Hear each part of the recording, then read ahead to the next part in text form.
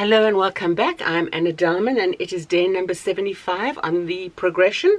Today I want to talk about what tranquil looks like. Now, over the past days leading up to day number 75, I have really focused on the need for the inner foundation, the strength that we need at our core to be able to have peace, calm, composure, steadfastness, joy in our lives. And that is so true. Our inside does reflect our outer. It's from the person of the heart, the psyche, that we interact with other people and interact with life and respond to life appropriately.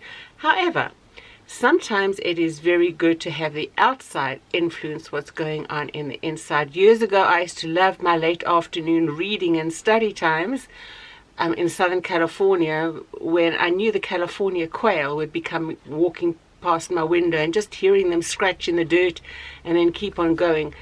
What a treasured gift that is. Still today, I remember that as one of those little tranquil, perfect example. It's a nutshell of what tranquility looks like. Or hearing birds in a tree. Even today, hearing birds chirp away is a huge blessing of tranquility to me. A breath of fresh air, a gorgeous sunset, a walk along the beach, a lovely hike. All these things are great stimuli of tranquility.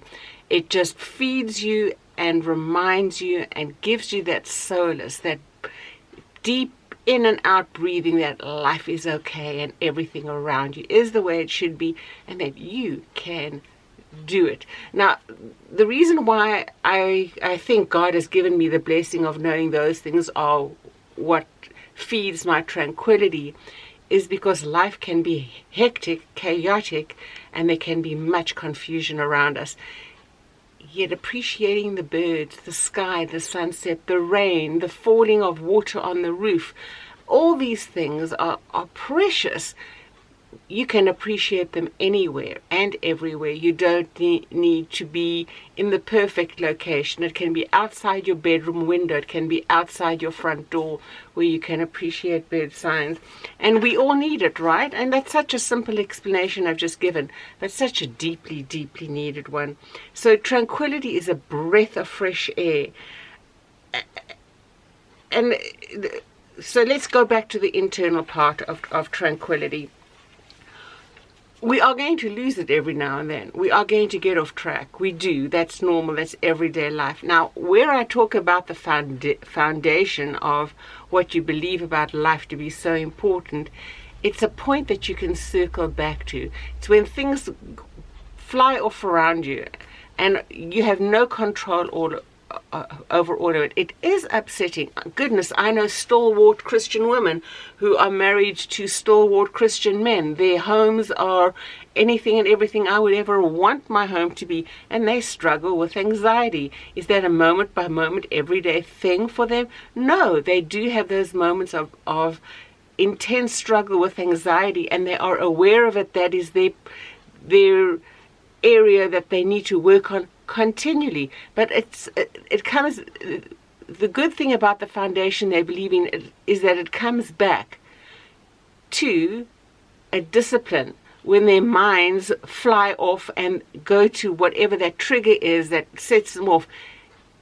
It's the discipline that brings them back. No, that's not what I'm going to choose in how I'm to respond to what's going on around me. I'm choosing this. Is my response to that real? Sure, it feels like it. But is it my reality, the reality I'm going to choose to continue?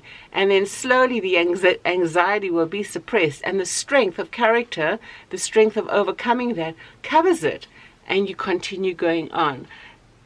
And that allows you for a greater functioning, a greater blessing of even then being able to encourage other people. I don't do it well every day. There are some days where I do flounder in certain areas. I just don't function well. And then it requires a quiet moment. We all need those quiet moments in life, right? We all need to breathe in, breathe out, and circle back. Why did I behave that way? What triggered it this time? Was it the same old, same old? Why am I allowing those certain triggers to affect me in that way? I need to backtrack a bit more and start putting things in place that will stop that and nip it in the bud right away. We don't need to be overwhelmed with that.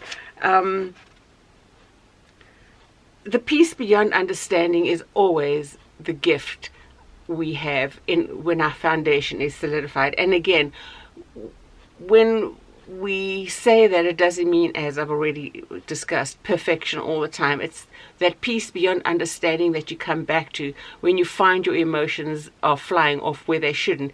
You bring yourself back. You take a deep breath and say, what is it that I'm thinking incorrectly about this, and what can I think about which is true and real that I'm not focusing on, to give me the center of focus and the calmness and the quietness and that beautiful tranquility that I so desperately want others to see and reflected in me, because I value it so much.